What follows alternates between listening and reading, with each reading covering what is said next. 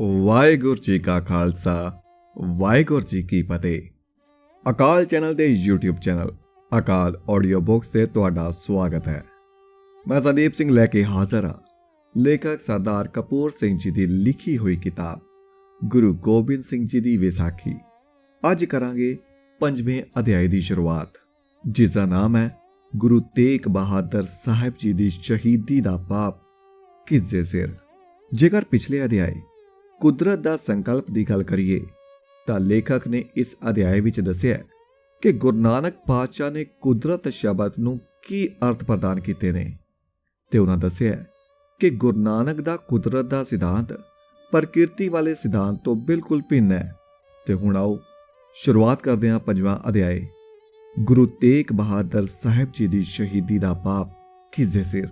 ਭਰੋਸੇਯੋਗ ਸਮਕਾਲੀ ਸਿੱਖ ਲਿਖਤਾਂ, ਸਥਿਰ ਸਿੱਖ ਪਰੰਪਰਾ ਅਤੇ ਸਮੂਹਿਕ ਸਿੱਖ ਚੇਤਨਾ ਅਨੁਸਾਰ ਔਰੰਗਜ਼ੇਬ ਨੇ ਆਪ 11 ਨਵੰਬਰ 1675 ਨੂੰ ਦਿੱਲੀ ਵਿੱਚ ਗੁਰੂ ਤੇਗ ਬਹਾਦਰ ਸਾਹਿਬ ਦੇ ਕਤਲ ਦਾ ਹੁਕਮ ਦਿੱਤਾ।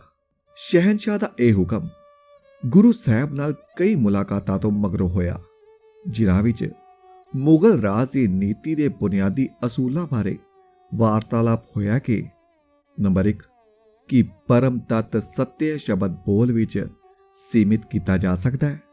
ਦੂਸਰਾ ਕਿ ਮੁਸਲਮਾਨੀ ਕਲਮਾ ਪਰਮ ਸੱਤਿਆ ਦਾ ਅੰਤਿਮ ਅਚੁੱਤਿ ਹੈ ਅਤੇ ਨਿਰਦਵੰਦ ਕੋਸ਼ ਹੈ। ਤੀਸਰਾ ਕਿ ਇਸਲਾਮੀ ਵਿਸ਼ਵਾਸ ਭੈ ਅਤੇ ਲਾਲਚ ਅਸ ਸ਼ਰਿਆ ਤੋਹਸ ਤੁਸ ਸੈਫ ਨਾਲ ਲਾਗੂ ਕੀਤਾ ਜਾ ਸਕਦਾ ਹੈ ਅਤੇ ਕੀਤਾ ਜਾਣਾ ਚਾਹੀਦਾ ਹੈ। ਅਤੇ ਚੌਥਾ ਕਿ ਇੱਕ ਏਕਾਮਈ ਅਨੇਕਤਾ ਰਹਿਤ ਸਮਾਜ ਰੱਬੀ ਹੁਕਮ ਅਨੁਸਾਰ ਆਦ ਤੋਂ ਹੀ ਨਿਸ਼ਚਿਤ ਹੈ। ਨੰਬਰ 1 ਇਹਨਾਂ ਸਾਰੇ ਗੌਰਵਮਈ ਅਤੇ ਬੁਨਿਆਦੀ ਪ੍ਰਸ਼ਨਾਂ ਦਾ ਜਵਾਬ ਗੁਰੂ ਸਾਹਿਬ ਨੇ ਨਾ ਵਿੱਚ ਦਿੱਤਾ ਅਤੇ ਇਸ ਦੇ ਫਲਸਰੂਪ ਔਰੰਗਜ਼ੇਬ ਨੇ ਗੱਲ ਮੁਕਾਉਣ ਲਈ ਗੁਰੂ ਸਾਹਿਬ ਨੂੰ ਇਸਲਾਮ ਕਬੂਲ ਕਰਨ ਦਾ ਨਿਉਂਦਾ ਦਿੱਤਾ। ਗੁਰੂ ਸਾਹਿਬ ਨੇ ਅਸਵੀਕਾਰ ਕਰਨ ਦੇ ਦੋਸ਼ ਵਿੱਚ ਇਸਲਾਮੀ ਸ਼ਰਅ ਅਨੁਸਾਰ ਉਹਨਾਂ ਨੂੰ ਮ੍ਰਿਤਿੂ ਦੰਡ ਦਾ ਭਾਗੀ ਕਰਾਰ ਦਿੱਤਾ ਗਿਆ। ਅਮਾ ਅਲ ਕਤਲ ਵਾ ਅਮਾ ਅਲ ਇਸਲਾਮ। ਨੰਬਰ 2 ਇਹ ਮਹਾਨ ਇਤਿਹਾਸਿਕ ਘਟਨਾਵਾਂ ਉਦੋਂ ਵਾਪਰੀਆਂ ਜਦੋਂ ਸ਼ਹੀਦ ਗੁਰੂ ਤੇਗ ਬਹਾਦਰ ਸਾਹਿਬ ਦੇ ਪੁੱਤਰ ਗੁਰੂ ਗੋਬਿੰਦ ਸਾਹਿਬ ਜੀ ਦੀ ਆਯੂ 9 ਸਾਲ ਦੀ ਸੀ ਅਤੇ ਇਹਨਾਂ ਘਟਨਾਵਾਂ ਦੇ ਦੌਰਾਨ ਗੁਰੂ ਕਾਰ ਨੇ ਗੁਰੂ ਤੇਗ ਬਹਾਦਰ ਅਤੇ ਦਿੱਲੀ ਦੀਆਂ ਘਟਨਾਵਾਂ ਨਾਲ ਲਗਾਤਾਰ ਸੰਪਰਕ ਕਾਇਮ ਰੱਖਿਆ। ਤੀਸਰਾ ਇਹ ਵਿਸਥਾਰ ਸਮੂਹਿਕ ਸਿੱਖ ਚੇਤਨਾ ਵਿੱਚ ਅਤੇ ਸਿੱਖ ਇਤਿਹਾਸਿਕ ਲਿਖਤਾਂ ਅਤੇ ਗਾਥਾ ਪਰੰਪਰਾ ਵਿੱਚ ਸਪਸ਼ਟ ਅੰਕਿਤ ਹੈ। ਚੌਥਾ ਗੁਰੂ ਗੋਬਿੰਦ ਸਿੰਘ ਜੀ ਦੀ ਕਤਈ ਅਤੇ ਭਰੋਸੇਯੋਗ ਗਵਾਹੀ, ਜਿਸ ਬਾਰੇ ਕੋਈ ਸਾਊਆਂ ਵਾਲਾ ਸੰਦੇਹ ਨਹੀਂ ਕੀਤਾ ਜਾ ਸਕਦਾ। ਉਹਨਾਂ ਨੇ ਆਪਣੇ ਸ਼ਬਦਾਂ ਵਿੱਚ ਬਚਿੱਤਰ ਨਾਟਕ 1686 ਵਿੱਚ ਮਿਲਦੀ ਹੈ ਕਿ ਉਹਨਾਂ ਦੇ ਪਿਤਾ ਨੇ ਠੀਕਰ ਫੋਰ ਦਲੀਸ ਸਿਰ ਮੁਗਲ ਰਾਜ ਜਾਂ ਹਾਕਮ ਜਾਤੀ ਤੁਰਕਾਂ ਦੇ ਸਿਰ ਉੱਤੇ ਆਪਣੇ ਨਾਸ਼ਵਾਨ ਸਰੀਰ ਦਾ ਠੀਕਰ ਨਹੀਂ ਸੀ ਫੋੜਿਆ, ਸਗੋਂ ਔਰੰਗਜ਼ੇਬ ਨੇ ਨਿਜ ਆਪ ਦੇ ਸਿਰ ਉੱਤੇ। ਜਿਹੜੇ ਲੋਕ ਹਿੰਦੀ ਪੰਜਾਬੀ ਮੁਹਾਵਰੇ ਨੂੰ ਭਲੀ ਪ੍ਰਕਾਰ ਜਾਣਦੇ ਹਨ, ਇਹ ਸਮਝਦੇ ਹਨ ਕਿ ਗੁਰੂ ਗੋਬਿੰਦ ਸਿੰਘ ਜੀ ਦਾ ਪ੍ਰਵਚਨ ਠੀਕਰ ਫੋਰ ਦਲੀਸ ਸਿਰ ਸਪਸ਼ਟ ਸੰਕੇਤ ਕਰਦਾ ਹੈ ਕਿ ਔਰੰਗਜ਼ੇਬ ਨੇ ਦਿੱਲੀ ਤੋਂ ਬਾਹਰ ਕਿਸੇ ਥਾਂ ਤੋਂ ਸ਼ਾਹੀ ਫਰਮਾਨ ਦੁਆਰਾ ਗੁਰੂ ਤੇਗ ਬਹਾਦਰ ਦੇ ਕਤਲ ਦਾ ਹੁਕਮ ਨਹੀਂ ਸੀ ਦਿੱਤਾ, ਸਗੋਂ 11 ਨਵੰਬਰ 1675 ਨੂੰ ਉਹ ਆਪ ਦਿੱਲੀ ਵਿੱਚ ਮੌਜੂਦ ਸੀ। ਗੁਰੂ ਗੋਬਿੰਦ ਸਿੰਘ ਜੀ ਨੇ ਵੀ ਇਹ ਸਪਸ਼ਟ ਕੀਤਾ ਹੈ ਕਿ ਉਹਨਾਂ ਦੇ ਪਿਤਾ ਦੀ ਸ਼ਹੀਦੀ ਦਾ ਤੁਰੰਤ ਕਾਰਨ ਉਹਨਾਂ ਨੇ ਹਿੰਦੂ ਧਰਮ ਦੀ ਰੱਖਿਆ ਸਿੱਧੇ ਅਤੇ ਨਿੱਜੀ ਯਤਨ ਸਨ, ਜਿਸ ਹਿੰਦੂ ਧਰਮ ਨੂੰ ਔਰੰਗਜ਼ੇਬ ਨੇ ਆਪਣੇ ਸ਼ਰਿਆਈ ਕਹਿਰ ਦਾ ਨਿਸ਼ਾਨਾ ਉਸ ਸਮੇਂ ਬਣਾਇਆ ਹੋਇਆ ਸੀ।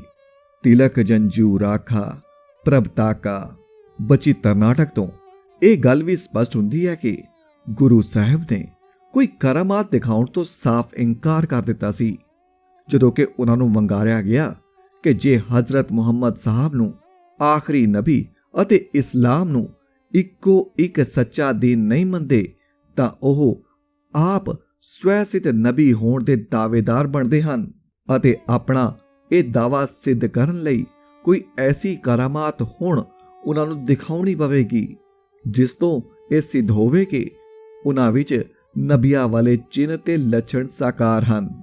ਗੁਰੂ ਸਾਹਿਬ ਨੇ ਕਰਾਮਾਤ ਦਿਖਾਉਣ ਤੋਂ ਇਨਕਾਰ ਇਹ ਕਹਿ ਕੇ ਕੀਤਾ ਸੀ ਕਿ ਮਹਾਸਥਾਨ ਪ੍ਰਾਪਤ ਗੁਰੂ ਦੀ ਪਦ ਪਦਵੀ ਦੇ ਧਾਰਨੀ ਪੁਰਸ਼ ਨੂੰ ਕਰਾਮਾਤਾਂ, ਸਿੱਧੀਆਂ ਆਦਿ ਸ਼ਕਤੀਆਂ ਦਾ ਪ੍ਰਯੋਗ ਪਦ ਸਮਰਥਨ ਅਥਵਾ ਨਿੱਜੀ ਪ੍ਰਭੁਤਾ ਪ੍ਰਦਰਸ਼ਨੀ ਹਿਤ ਕਰਨਾ ਵਿਵਰਜਿਤ ਹੈ। ਪਰ ਨਾਟਕ ਚੇਟਕ ਕਰਤ ਕੁਕਾਜਾ ਪ੍ਰਭ ਲੋਗਨ ਕਹਿ ਆਵਤ ਲਾਜਾ ਵਾਲਾ ਲਤੀਫ ਅਤੇ ਸੂਖਮ ਆਤਮਿਕ ਵਾਤਾਵਰਨ ਇਸਲਾਮ ਦੀ ਰੇਤਲੀ ਅਤੇ ਪੱਥਰਲੀ ਧਰਮ ਭੂਮੀ ਦੇ ਅਨੁਕੂਲ ਨਹੀਂ ਹੈ। ਪਰੰਤੂ ਗੁਰੂ ਸਾਹਿਬ ਦੀ ਇਹੋ ਨਿਸ਼ਠਾ ਇਸਲਾਮੀ ਸ਼ਰ੍ਹਾ ਅਨੁਸਾਰ ਝੂਠੇ ਨਬੀ ਅਲ ਕਾਜ਼ਿਬ ਹੋਣਾ ਸਮਝੀ ਗਈ, ਜਿਸ ਦਾ ਦੰਡ ਕੇ ਕਤਲ ਹੈ।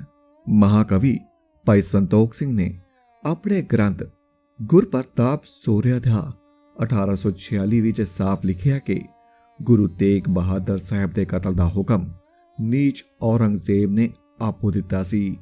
ਆਦਮ ਨੌਰੰਗੇ ਕਾਰਨ ਕੀਨਾ। ਪੰਜਵਾਂ, ਪਿਛਲੇ ਕੁਝ ਦਹਾਕਿਆਂ ਤੋਂ ਭਾਰਤ ਵਿੱਚ ਇਤਿਹਾਸਿਕ ਖੋਜ ਦੀ ਇੱਕ ਨਵੀਂ ਪ੍ਰਾਪਰਟੀ ਚੱਲੀ ਹੈ।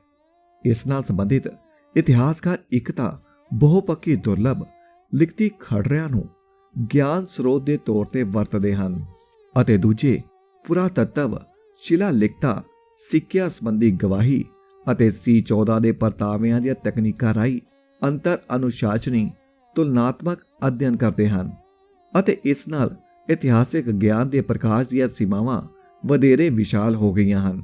ਅਧਮਾਰਗੀ ਜਾਲਿਆਂ ਨੂੰ ਸਾਫ਼ ਕੀਤਾ ਗਿਆ ਹੈ ਅਤੇ ਵਿਦਵਾਨਾਂ ਨੂੰ ਉਹਨਾਂ ਭਾਵ ਪ੍ਰਕਾਸ਼ਨੀ ਯੁਕਤਾ ਦੀਆਂ ਤਕਨੀਕਾਂ ਅਤੇ ਸੂਝਾਂ ਨਾਲ ਪੋਸ਼ਿਤ ਕੀਤਾ ਗਿਆ ਹੈ ਜੋ ਆਮ ਕਰਕੇ ਪਹਿਲਾਂ ਪ੍ਰਾਪਤ ਨਹੀਂ ਸਨ ਅਤੇ ਜਿਨ੍ਹਾਂ ਨੇ ਇਤਿਹਾਸਿਕ ਖੋਜ ਨੂੰ ਹੋਰ ਯਥਾਰਥਕ ਅਤੇ ਵਿਗਿਆਨਿਕ ਢੰਗ ਨਾਲ ਕਰਨ ਦੇ ਯੋਗ ਬਣਾਇਆ ਹੈ।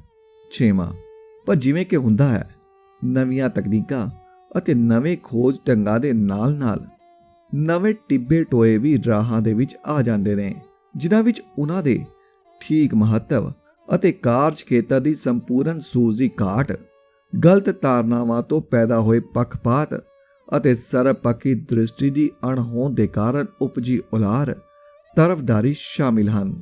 ਵਿਸ਼ੇਸ਼ ਤੌਰ ਤੇ ਸਿੱਖ ਇਤਿਹਾਸ ਦੀ ਨਵੀਨ ਪੁਨਰ ਰਚਨਾ ਨੂੰ ਅਜੋਕੇ ਸਮੇਂ ਸਿੱਖ ਅਤੇ ਗੈਰ ਸਿੱਖ ਦੋਹਾਂ ਇਤਿਹਾਸਕਾਰਾਂ ਤੋਂ ਘੋਰ ਹਾਨੀ ਪੁੱਜੀ ਹੈ। ਦ੍ਰਿਸ਼ਟਾਂਤ ਵਜੋਂ ਜਦੂਨਾਥ ਸਰਕਾਰ ਪ੍ਰਸਿੱਧ ਇਤਿਹਾਸਕਾਰ ਇਹ ਗੱਲ ਬਿਲਕੁਲ ਭੁੱਲ ਗਏ ਕਿ ਸਿੱਖ ਇਤਿਹਾਸ ਦੀ ਆਦ ਉੱਤਮ ਸਰੋਤ ਸਮੱਗਰੀ ਗੁਰਮੁਖੀ ਲਿਪੀ ਅਤੇ ਉੱਤਰ ਭਾਰਤੀ ਭਾਸ਼ਾਵਾਂ ਵਿੱਚ ਲਿਖੀਆਂ ਸਿੱਖ ਲਿਖਤਾਂ ਦੇ ਵਿੱਚ ਹੀ ਵਿਸ਼ੇਸ਼ ਕਰਕੇ ਸਾਂਭੀ ਪਈ ਹੈ। ਇਹਨਾਂ ਤੋਂ ਤਾਂ ਜਦੂਨਾਥ ਸਰਕਾਰ ਬਿਲਕੁਲ ਅਣਜਾਣ ਸੀ, ਪਰ ਨਾਲ ਹੀ ਉਹ ਵਿਆਖਿਆ ਦੇ ਇਸ ਬੁਨਿਆਦੀ ਅਸੂਲਾਂ ਤੋਂ ਵੀ ਅਗਿਆਤ ਸੀ ਕਿ ਇੱਕੋ ਇੱਕ ਯੋਗ ਵਿਆਖਿਆ, ਸਵੈ ਵਿਆਖਿਆ ਅਤੇ ਅਨਿਆਤਮ ਵਿਆਖਿਆ ਨਿਰੋਲ ਗੁਸਤਾਖੀ ਹੈ ਅਤੇ ਭਾਰੀ ਅਵਗਿਆ। ਔਰੰਗਜ਼ੇਬ ਬਾਰੇ ਆਪਣੀਆਂ ਲਿਖਤਾਂ ਦੇ ਵਿੱਚ ਸਿੱਖ ਗੁਰੂ ਸਾਹਿਬਾਨ ਅਤੇ ਮਹਾਂਪੁਰਖਾਂ ਬਾਰੇ ਲਿਖਣ ਸਮੇਂ ਜਦੂਨਾਥ ਸਰਕਾਰ ਇਉਂ ਗੱਲ ਕਰਦਾ ਹੈ ਜਿਵੇਂ ਕਿ ਉਹ ਮੈਜਿਸਟ੍ਰੇਟ ਹੈ ਅਤੇ ਸਿੱਖ ਗੁਰੂ ਸਾਹਿਬਾਨ ਅਤੇ ਸਿੱਖ ਸ਼ਹੀਦ ਮੁਰੀਦ ਉਸ ਦੀ ਅਦਾਲਤ ਵਿੱਚ ਮੁਜਰਿਮਾਂ ਦੀ ਹੈਸੀਅਤ ਵਿੱਚ ਹਾਜ਼ਰ ਹਨ। ਉਹ ਵਿਸ਼ੇਸ਼ ਤੌਰ ਤੇ ਗੁਰੂ ਹਰਗੋਬਿੰਦ ਸਾਹਿਬ ਅਤੇ ਗੁਰੂ ਗੋਬਿੰਦ ਸਿੰਘ ਜੀ ਬਾਰੇ ਮੁੱਢਲੇ ਸਿੱਖ ਸਿਧਾਂਤਾਂ ਦੀ ਪ੍ਰਸਤੁਤਾ ਅਤੇ ਇਸ ਅਧਿਆਤਮਕਤਾ ਦੀ ਗਿਰਾਵਟ ਦੀਆਂ ਗੱਲਾਂ ਕਰਦਾ ਹੈ ਅਤੇ ਗੁਰੂ ਸਾਹਿਬਾਨ ਦੇ ਆਪਣੇ ਸੈਨਾ ਵਿੱਚ ਪਠਾਣਾਂ ਨੂੰ ਭਰਤੀ ਕਰਨ ਦੇ ਸੰਬੰਧ ਵਿੱਚ ਉਹਨਾਂ ਲਈ ਇਹ ਤੱਤ ਅਨੁਭਵ ਕੀਤੇ ਬਿਨਾਂ ਹੀ ਬਹੁਤ ਬੇਦਬੀ ਵਾਲੇ ਸ਼ਬਦ ਵਰਤਦਾ ਹੈ ਕਿ ਆਪਣੇ ਗੁਰੂ ਪਿਤਾ ਦੀ ਵਿਸ਼ੇਸ਼ ਆਗਿਆ ਅਨੁਸਾਰ ਗੁਰੂ ਹਰਗੋਬਿੰਦ ਜੀ ਨੇ ਮੀਰੀ ਪੀਰੀ ਦੀਆਂ ਤਲਵਾਰਾਂ ਪਹਿਨੀਆਂ ਅਤੇ ਪਠਾਣਾਂ ਨੂੰ ਆਪਣੇ ਸੈਨਿਕਾਂ ਵਿੱਚ ਭਰਤੀ ਕੀਤਾ। ਸਰ ਜਦੂਨਾਥ ਸਰਕਾਰ ਨੂੰ ਇਹ ਸਮਝ ਨਹੀਂ ਆਈ ਕਿ ਸਿੱਖ ਗੁਰੂ ਸਾਹਿਬਾਨ ਗੁਰੂ ਨਾਨਕ ਦੇਵ ਦੇ ਦ੍ਰਿੜਾਏ ਹੋਏ ਧਰਮ ਦੀ ਠੀਕ ਵਿਆਖਿਆ ਕਰ ਸਕਣ ਦੇ ਆਪ ਹੀ ਭਰੋਸੇਯੋਗ ਅਤੇ ਕਤਈ ਅਧਿਕਾਰੀ ਹਨ ਅਤੇ ਜੇ ਉਹਨਾਂ ਦੇ ਰਾਜਨੀਤਿਕ ਖੇਤਰ ਵਿੱਚ ਪ੍ਰਵੇਸ਼ ਕੀਤਾ ਅਤੇ ਆਪਣੇ ਆਲੇ ਦੁਆਲੇ ਦੇ ਰਾਜਨੀਤਿਕ ਉਤਰਾਅ ਚੜ੍ਹਾਅ ਨਾਲ ਸੰਬੰਧਿਤ ਹੋਏ ਤਾਂ ਇਹ ਕੇਵਲ ਇਸ ਕਾਰਨ ਹੀ ਸੀ ਕਿ ਇਹੋ ਗੁਰੂ ਨਾਨਕ ਦੇਵ ਦੇ ਦ੍ਰਿੜਾਏ ਹੋਏ ਧਰਮ ਦੇ ਸਹੀ ਆਦੇਸ਼ ਹਨ।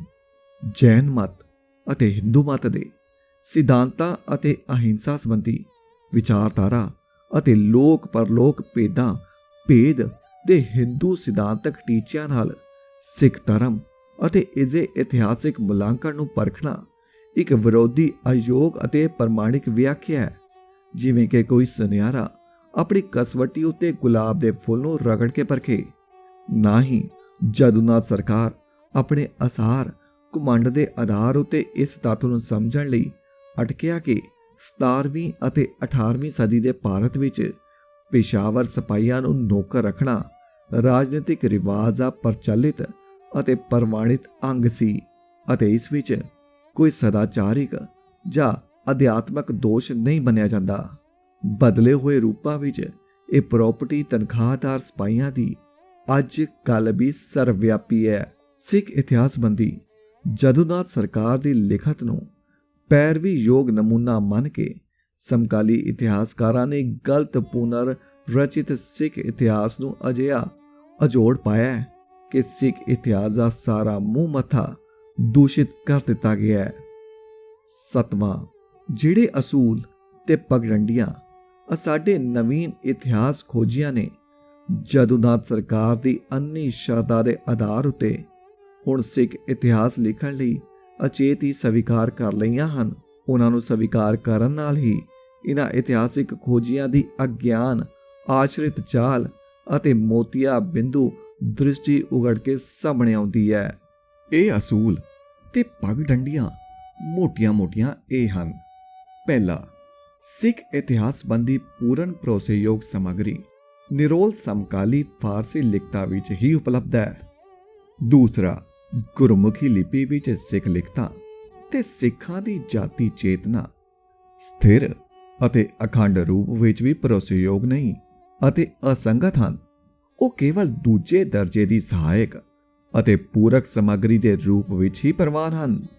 ਤੀਸਰਾ, ਸਿੱਖ ਗੁਰੂ ਸਾਹਿਬਾਨ ਨੂੰ ਮੁਗਲ ਰਾਜ ਦੇ ਸਧਾਰਨ ਸ਼ਹਿਰੀ ਦੇ ਰੂਪ ਵਿੱਚ ਹੀ ਅਨੁਮਾਨਣਾ ਪ੍ਰਵਾਨ ਹੈ, ਜਿਨ੍ਹਾਂ ਦੇ ਬਚਨ ਅਤੇ ਕਰਮ ਇਸ ਪੱਧਰ ਤੇ ਹੀ ਪਰਖਣੇ ਉਚਿਤ ਹਨ। ਚੌਥਾ, ਸਿੱਖ ਧਰਮ ਕੋਈ ਸੁੱਤੇ ਸਿੱਧ ਸਵੰਭੂ ਵੱਖਰਾ ਵਿਸ਼ਵ ਧਰਮ ਨਹੀਂ ਹੈ ਅਤੇ ਨਾ ਹੀ ਹਿੰਦੂ ਧਾਰਮਿਕ ਪਰੰਪਰਾ ਤੋਂ ਵੱਖਰਾਇਆ ਜਾ ਸਕਦਾ ਹੈ।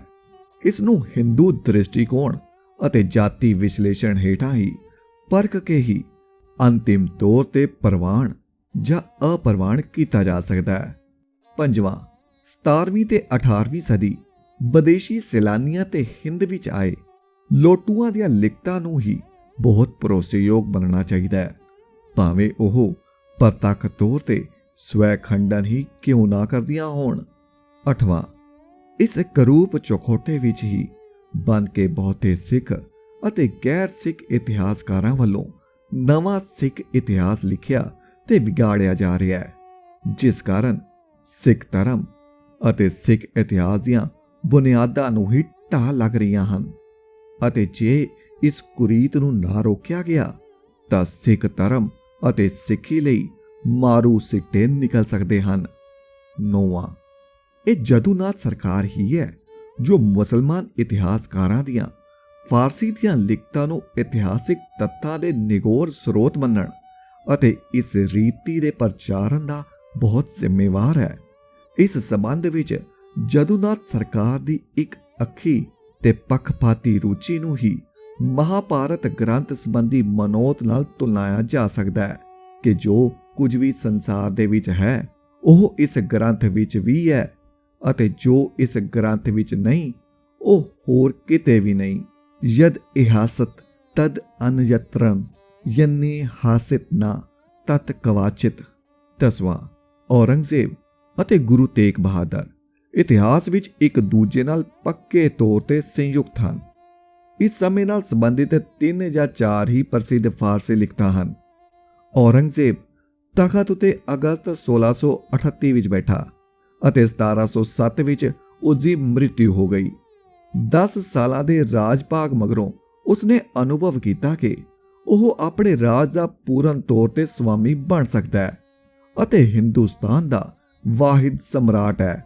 ਇਉਂ ਵਿਚਾਰ ਕੇ ਉਹ ਭਾਰਤ ਨੂੰ ਕੱਟੜ ਸੁੰਨੀ ਮੁਸਲਮਾਨੀ ਸਮਾਜ ਵਿੱਚ ਬਦਲਣ ਦੀ ਨੀਤੀ ਨੂੰ ਲਾਗੂ ਕਰਨ ਦੀ ਕੁਚੇਸ਼ਟਾ ਉਤੇ ਤਤਪਰ ਹੋ ਗਿਆ ਅਤੇ ਪ੍ਰਜਾ ਦੇ ਜੀਵਨ ਨੂੰ ਇਸਲਾਮ ਤੇ ਕੁਰਾਨ ਦੇ ਸਿਧਾਂਤਾਂ ਨਿਯਮਾਂ ਅਨੁਸਾਰ ਢਾਲਣ ਲਈ ਪ੍ਰਯਤਨਸ਼ੀਲ ਹੋ ਗਿਆ। ਉਸੇ ਸਾਲ ਉਸਨੇ ਆਪਣੀ ਸਲਤਨਤ ਵਿੱਚ ਇਤਿਹਾਸ ਲਿਖਣ ਦੀ ਉੱਕਾ ਮਨਾਹੀ ਕਰ ਦਿੱਤੀ, ਤਾਂ ਜੋ ਇਸ ਚੰਦਰਹੀਣ ਅਮਾਵਸ ਦੇ ਹਨੇਰੇ ਵਿੱਚ ਉਹ ਕਰੂਰ ਰਾਜ ਤੇਜ ਦੁਆਰਾ ਹਿੰਦੂ ਧਰਮ, ਹਿੰਦੂ ਜੀਵਨ ਅਤੇ ਹੋਰ ਵਿਰੋਧੀ ਮਤਾਂਤਰਾਂ ਜਿਵੇਂ ਕਿ ਸਿੱਖ ਧਰਮ ਅਤੇ ਗੈਰ ਸੁੰਨੀ ਇਸਲਾਮ ਨੂੰ ਜੜੋਂ ਪੁੱਟ ਸਕੇ।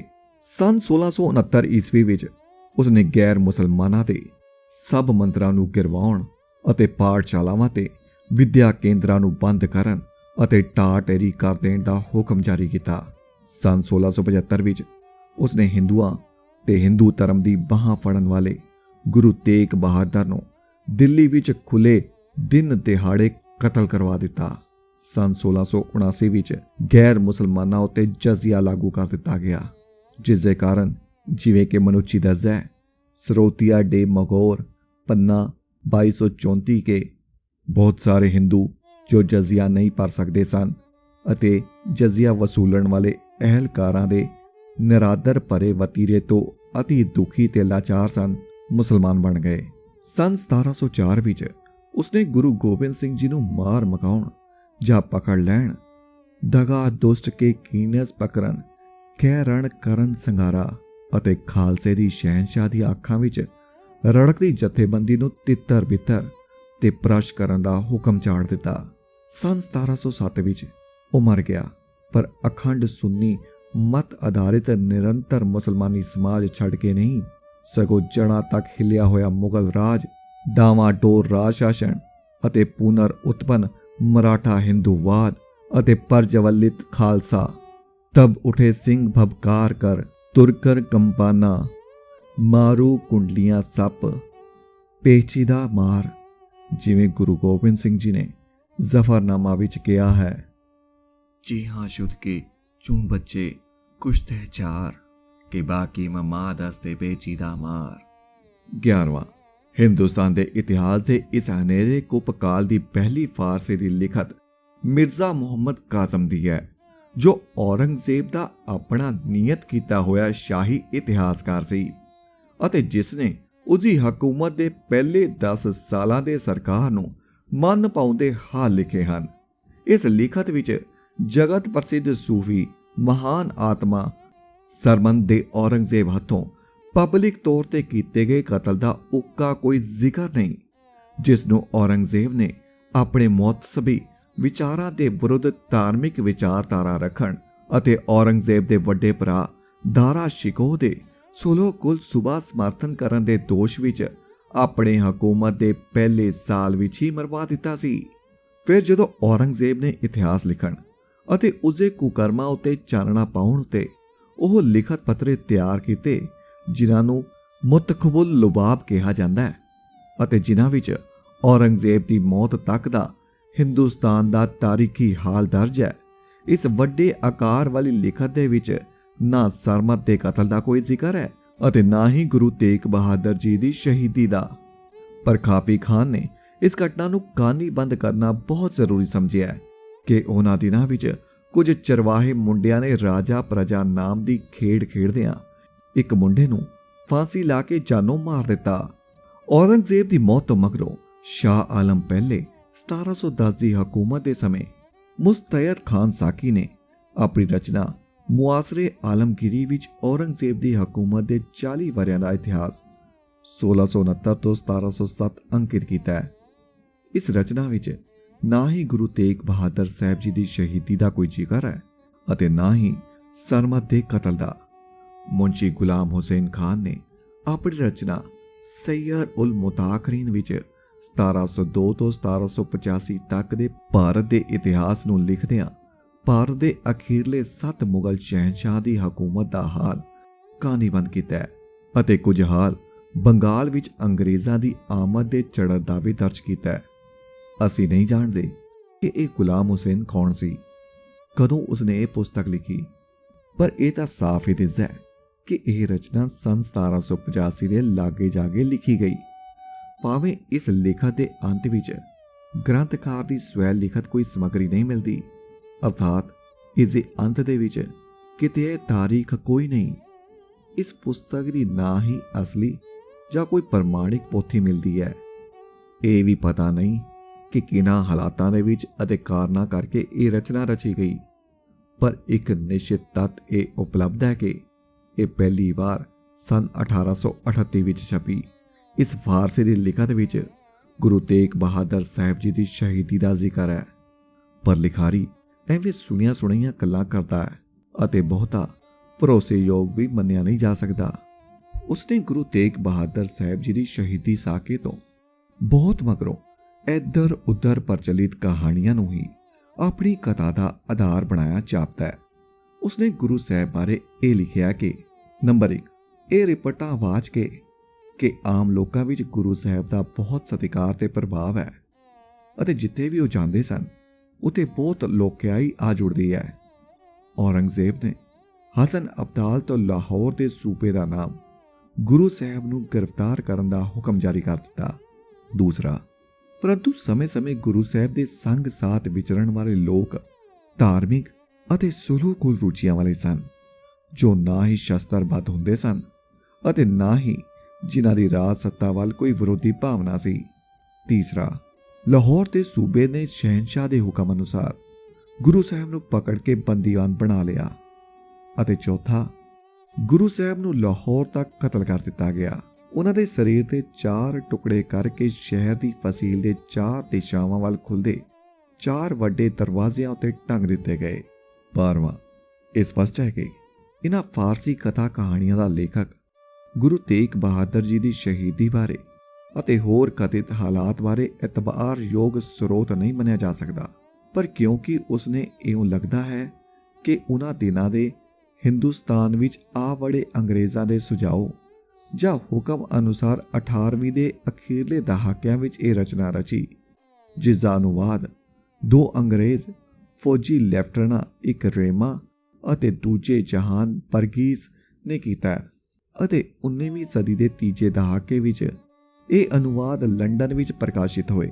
ਇਹ ਵੀ ਸੰਭਵ ਹੈ ਕਿ ਸੈਯਰੁਲ ਮੁਤਾਕਰੀਨ ਦਾ ਕਰਤਾ ਇਹਨਾਂ 2 ਫਰੰਗੀ ਲੈਫਟੀਨੈਂਟਾਂ ਨੂੰ ਫਾਰਸੀ ਹਿੰਦੁਸਤਾਨੀ ਪੜ੍ਹਾਉਣ ਲਈ ਇਹਨਾਂ ਦਾ ਨਿੱਜੀ ਅਧਿਆਪਕ ਟਿਊਟਰ ਹੀ ਹੋਵੇ, ਤਦ ਹੀ ਇਸ ਦੇ ਨਾਮ ਨਾਲ ਮੁਨਸ਼ੀ ਦੀ ਉਪਾਧੀ ਲੱਗੀ ਹੋਈ ਹੈ, ਮੁਨਸ਼ੀ ਗੁਲਾਮ ਹੁਸੈਨ। 13ਵਾਂ, ਇਹਨਾਂ ਵਿੱਚੋਂ ਦੂਜੇ ਲੈਫਟੀਨੈਂਟ ਜਹਾਨ ਬਰਗਿਸ ਨੇ ਕਿਸੇ ਕਾਰਨ ਆਪਣੇ ਅਨੁਵਾਦ ਵਿੱਚ ਇਹ ਨਿਰੋਲ ਮਨ ਘੜਤ ਝੂਠ ਕਸੋੜ ਦਿੱਤਾ ਹੈ। ਮੁਨਸ਼ੀ ਗੁਲਾਮ ਹੁਸੈਨ ਨੇ ਇਹ ਲਿਖਿਆ ਹੋਇਆ ਕਿ ਗੁਰੂ ਤੇਗ ਬਹਾਦਰ ਜੀ ਏਡੇ ਵੱਡੇ ਡਕੈਤ ਸਨ ਜੋ 10 ਨੋਹਾਂ ਦੀ ਕਿਰਤ ਕਰਨ ਦੀ ਥਾਂ ਲੁੱਟ ਖਸੁੱਟ ਉੱਤੇ ਗੁਜ਼ਾਰਨ ਕਰਦੇ ਸਨ ਅਤੇ ਇਸ ਦੋਸ਼ ਵਿੱਚ ਹੀ ਔਰੰਗਜ਼ੇਬ ਦੇ ਹੁਕਮ ਨਾਲ ਉਹਨਾਂ ਨੂੰ ਕਤਲ ਕੀਤਾ ਗਿਆ।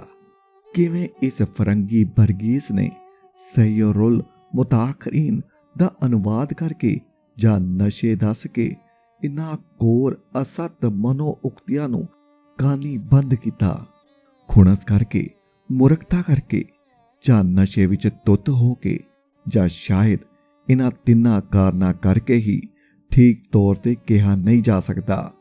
ਮੂੜ ਬੁੱਧੀ ਅਤੇ ਅਸੀਮ ਮਦ ਪ੍ਰਯੋਗ ਇਹਨਾਂ ਫਰੰਗੀਆਂ ਦਾ ਸਧਾਰਨ ਸੁਭਾਅ ਸੀ ਅਤੇ ਹਿੰਦੁਸਤਾਨ ਵਿੱਚ ਸਿੱਖ ਹੀ ਅਜੇ ਤੱਕ ਸੁਤੰਤਰ ਸਨ ਅਤੇ ਫਿਰੰਗੀ ਲੋਟੂ ਫੌਜੀਆਂ ਦੇ ਮਨਾਂ ਵਿੱਚ ਸਿੱਖਾਂ ਦੇ ਵਿਰੁੱਧ ਖੂਨਸ ਕੁਦਰਤੀ ਸੀ।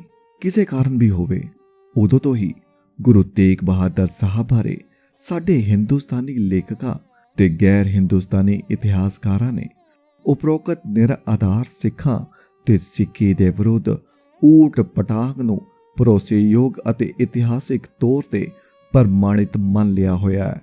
ਸਾਇੰਟਿਫਿਕ ਖੋਜਾਂ ਅਤੇ ਇਤਿਹਾਸਕ ਪੜਚੋਲ ਦੇ ਇਹੋ ਜਿਹੇ ਉੱਚੇ ਮਿਆਰ ਹਨ ਜਿਨ੍ਹਾਂ ਨੇ ਸਾਡੇ ਇਤਿਹਾਸ ਦੇ ਖੋਜੀ ਵਿਦਵਾਨਾਂ ਨੂੰ, ਵਿਸ਼ੇਸ਼ ਕਰਕੇ ਸਾਡੀਆਂ ਯੂਨੀਵਰਸਿਟੀਆਂ ਵਿੱਚ ਸੁਸ਼ੋਭਿਤ ਇਤਿਹਾਸਕਾਰਾਂ ਨੂੰ ਮੋਹਿਤ ਕਰ ਰੱਖਿਆ ਹੈ। 14ਵਾਂ, ਇਹਨਾਂ ਖੋਜੀ ਵਿਦਵਾਨਾਂ ਵਿੱਚੋਂ ਨਵੀਨਤਮ ਪੰਜਾਬੀ ਯੂਨੀਵਰਸਿਟੀ ਪਟਿਆਲੇ ਦੇ ਇਤਿਹਾਸ ਵਿਭਾਗ ਦੇ ਮੁਖੀ ਡਾਕਟਰ ਫੌਜਾ ਸਿੰਘ ਜੀ ਹਨ, ਜਿਨ੍ਹਾਂ ਨੇ ਗੁਰੂ ਨਾਨਕ ਦੇਵ ਯੂਨੀਵਰਸਿਟੀ ਅੰਮ੍ਰਿਤਸਰ ਦੇ ਜਰਨਲ ਆਫ ਸਿੱਖ ਸਟੱਡੀਜ਼ ਦੇ ਪਹਿਲੇ ਅੰਕ 1974 ਵਿੱਚ ਪ੍ਰਕਾਸ਼ਿਤ ਕਰਵਾਏ।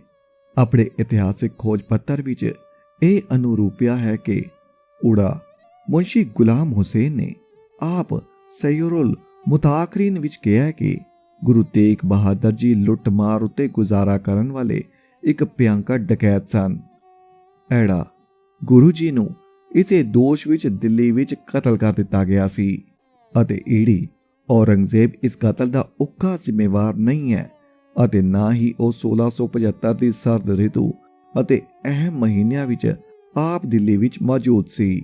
15ਵਾਂ ਇਹਨਾਂ ਮਨੋਕਲਪਿਤ ਅਤੇ ਮਨ ਘੜਤ ਕਹਾਣੀਆਂ ਦੁਆਲੇ ਇੱਕ ਦਿਲਚਸਪ ਕਿੱਸਾ ਕਹਾਣੀ ਘੜ ਲਈ ਗਈ ਹੈ ਕਿ ਅਸਲ ਵਿੱਚ ਗੁਰੂ ਤੇਗ ਬਹਾਦਰ ਜੀ ਇੱਕ ਪੂਰਬ ਮਾਰਕਸੀ ਕ੍ਰਾਂਤੀਕਾਰੀ ਤੇ ਇਨਕਲਾਬੀ ਸਨ, ਜਿਨ੍ਹਾਂ ਨੇ ਕਿਰਸਾਨਾਂ ਦਾ ਪੱਖ ਪੂਰਨ ਲਈ ਇੱਕ ਬੇਮੌਸਮੀ ਵਿਦਰੋਹੀ ਲਹਿਰ ਚਲਾਉਣ ਦਾ ਯਤਨ ਕੀਤਾ ਅਤੇ ਇਹਨਾਂ ਲਿਚ ਗੜੀਚੀਆਂ ਦੇ ਕਾਰਨ ਹੀ ਉਹਨਾਂ ਨੂੰ ਦਬੋਚ ਲਿਆ ਗਿਆ ਅਤੇ ਕਾਨੂੰਨ ਦੀ ਲੰਬੀ ਬਾਹਾਂ ਦੀ ਪਕੜ ਵਿੱਚ ਕੱਸ ਕੇ ਉਹਨਾਂ ਨੂੰ ਦਿੱਲੀ ਵਿੱਚ ਲਿਆ ਕੇ ਚਾਂਦਨੀ ਚੌਕ ਵਿੱਚ ਉਹਨਾਂ ਦਾ ਸੀਸ ਧੜ ਨਾਲੋਂ ਅੱਡ ਕਰ ਦਿੱਤਾ ਗਿਆ।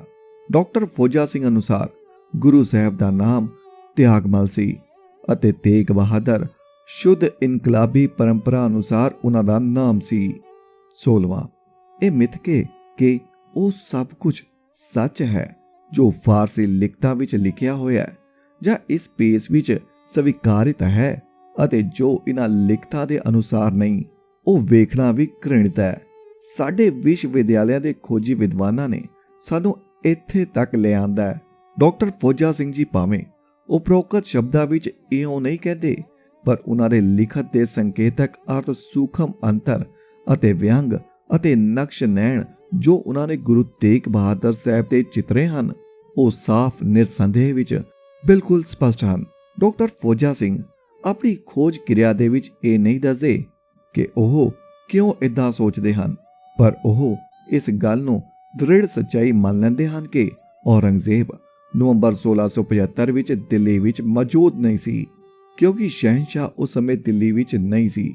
ਗੁਰੂ ਗੋਬਿੰਦ ਸਿੰਘ ਜੀ ਦੀ ਆਪਣੇ ਪਿਤਾ ਗੁਰੂ ਦੀ ਸ਼ਹਿਨशाह ਨਾਲ ਹੋਈ ਲੰਬੀ ਅਤੇ ਬਹੁਤ ਮਹੱਤਵਪੂਰਨ ਗੱਲਬਾਤ ਅਤੇ ਫਿਰ ਕਤਲ ਬਾਰੇ ਗਵਾਹੀ ਸਮੇਤ ਸਾਰਾ ਸਿੱਖ ਰਚਿਤ ਇਤਿਹਾਸ ਬਿਲਕੁਲ ਕਲਪਿਤ ਅਤੇ ਝੂਠ ਹੈ ਅਤੇ ਇਹੋ ਜਿਹੀਆਂ ਨਿਰਾ ਆਧਾਰ ਅਤੇ ਰੇਤੇ ਦੀਆਂ ਬੁਨਿਆਦਾਂ ਹਨ ਜਿਨ੍ਹਾਂ ਉੱਤੇ ਸਿੱਖ ਧਰਮ ਦਾ ਜਨਮ ਅਤੇ ਵਿਕਾਸ ਅਤੇ ਸਿੱਖ ਇਤਿਹਾਸ ਦਾ ਮਹਿਲ ਉਸਰਿਆ ਹੋਇਆ ਹੈ।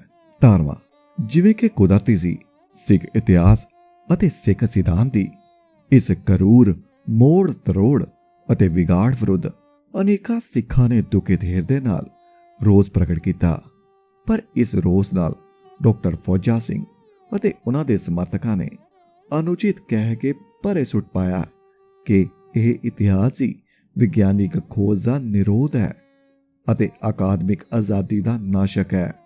18ਵਾਂ ਕਿ ਔਰੰਗਜ਼ੇਬ ਨਵੰਬਰ ਸਨ 1675 ਈਸਵੀ ਵਿੱਚ ਦਿੱਲੀ ਵਿੱਚ ਆਪਣੇ ਪੰਜ ਭੌਤਿਕ ਸਰੀਰ ਵਿੱਚ ਹਾਜ਼ਰ ਨਹੀਂ ਸੀ, ਜਦੋਂ ਕਿ ਸ਼ਾਹੀ ਫਰਮਾਨ ਅਨੁਸਾਰ ਗੁਰੂ ਤੇਗ ਬਹਾਦਰ ਜੀ ਨੂੰ ਕਤਲ ਕੀਤਾ ਗਿਆ ਅਤੇ ਕੀ ਸਥਿਰ ਨਿਰੰਤਰ ਅਤੇ ਮੁਸਲਮਾਨ ਸਿੱਖ ਪਰੰਪਰਾ ਜਿਵੇਂ ਕਿ ਇਹ ਪੁਰਾਣੀਆਂ ਲਿਖਤਾਂ ਵਿੱਚ ਸਥਿਰ ਹੈ ਅਤੇ ਅਖੰਡ ਸਮੂਹਿਕ ਸਿੱਖ ਚੇਤਨਾ ਦੇ ਵਿੱਚ ਸਥਿਤ ਇਤਿਹਾਸਿਕ ਤੌਰ ਉੱਤੇ ਉੱਕਾ ਬੇਬੁਨਿਆਦ ਹੈ।